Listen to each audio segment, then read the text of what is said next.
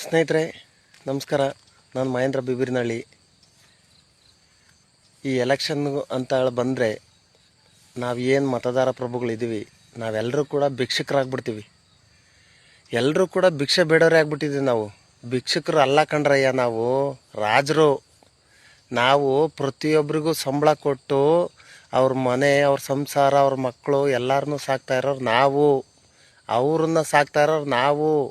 ಯಾರ್ಯಾರು ಅಂತ ಕೇಳ್ತೀರಾ? ಪಂಚಾಯಿತಿ P1 ಹಿಡ್ದು, ಅಂದರೆ ಕಸ ಗುಡ್ಸೋನಿಂದ ಹಿಡ್ದು PDO, ಅಲ್ಲಿ ಗೆದ್ದಿರೋಂಥ ಮೆಂಬರ್ಗಳು, ಅಲ್ಲಿಂದ ಅತ್ಲಾಗೆ ಕಂದಾಯ ಇಲಾಖೆಗೆ ಹೋದರೆ ತಹಸೀಲ್ದಾರು, ಅವ್ರ ಅಡಿಗಿರೋರು, ಆಮೇಲೆ AC, ಆಮೇಲೆ ಅದ್ರ ಮೇಲೆ ಇರೋರು DC.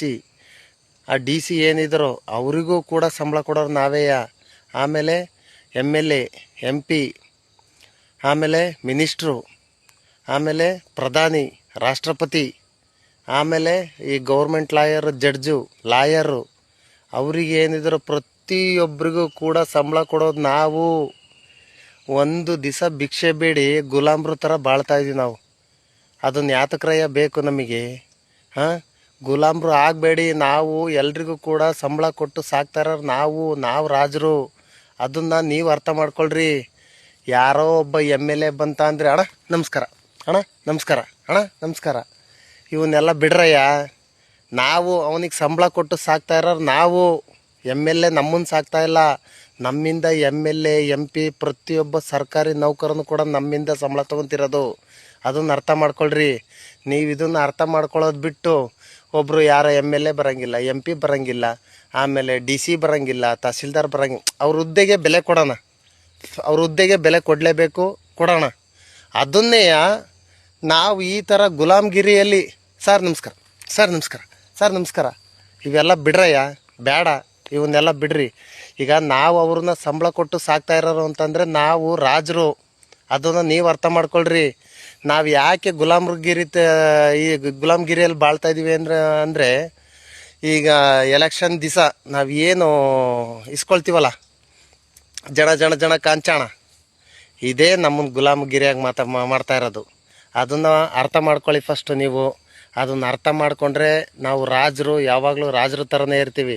ಇಲ್ಲ ಅಂತಂದರೆ ಗುಲಾಮಗಿರಿಯಲ್ಲಿ ಬದುಕಬೇಕು ಅಂತ ಅಂದರೆ ಈಗೇನು ನಡೀತಾ ಇದೆ ವ್ಯವಸ್ಥೆ, ಆ ವ್ಯವಸ್ಥೆಯಲ್ಲೇ ಹೋಗಿ, ಅಷ್ಟೇ ನಾನು ಹೇಳೋದು. ಈ ವ್ಯವಸ್ಥೆಯಿಂದ ಹೊರಗೆ ಬರಬೇಕು ಅಂತಂದರೆ ನಾವು ಹಣ ಇಸ್ಕೊಳ್ಳೋದು ಬಿಡಬೇಕು. ನಾವು ಭಿಕ್ಷೆ ಬೇಡೋದು ಫಸ್ಟ್ ಬಿಡಬೇಕು. ನಾವು ಭಿಕ್ಷೆ ಬೇಡೋದನ್ನು ಫಸ್ಟ್ ಬಿಟ್ಟಾಗಲೇ ಮಾತ್ರ ಎಲ್ಲ ವ್ಯವಸ್ಥೆನೂ ಅದನ್ನು ಸಮತೋಲನ ಮಾಡೋದಕ್ಕೆ ಸರಿಯಾಗೋದು. ಅಂಥದ್ರಲ್ಲಿ ನಾವು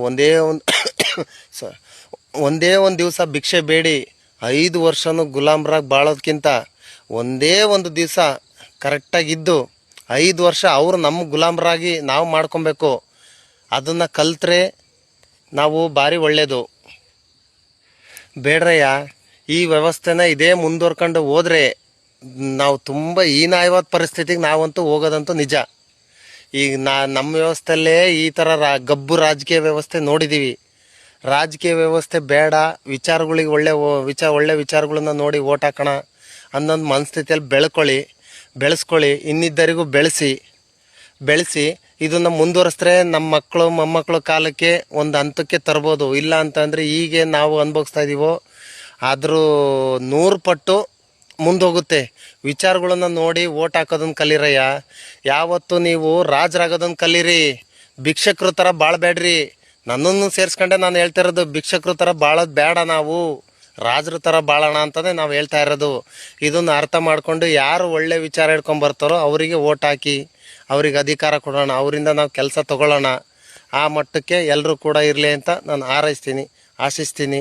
ಎಲ್ರಿಗೂ ಭಗವಂತ ಒಳ್ಳೆ ಬುದ್ಧಿ ಕೊಟ್ಟು ಈ ರಾಜಕೀಯ ವ್ಯವಸ್ಥೆಯನ್ನು ಆದಷ್ಟು ದೂರ ಮಾಡ್ಕೊತ ಈ ಒಳ್ಳೆ ವಿಚಾರನ ಯಾರು ತರ್ತಾರೋ ಅವರಿಗೋಸ್ಕರ ನಾವು ಮತ ನೀಡಿ ಅವ್ರನ್ನ ಒಂದು ಕೆಲಸ ಅಂತೇಳಿ ಯಾರು ಪರಿಗಣನೆ ತೊಗೊತಾರೋ ಅಂಥವ್ರಿಗೆ ಆ ಕೆಲಸ ಕೊಟ್ಟು ನಾವು ಅವರಿಂದ ಕೆಲಸ ಮಾಡಿಸ್ಕೊಳ್ಳೋ ಅಂಥ ಸ್ಥಿತಿ ನಾವೇ ತಂದುಕೊಳ್ಳೋಣ ಅಂತ ಹೇಳ್ತಾ ಇದ್ದೀವಿ.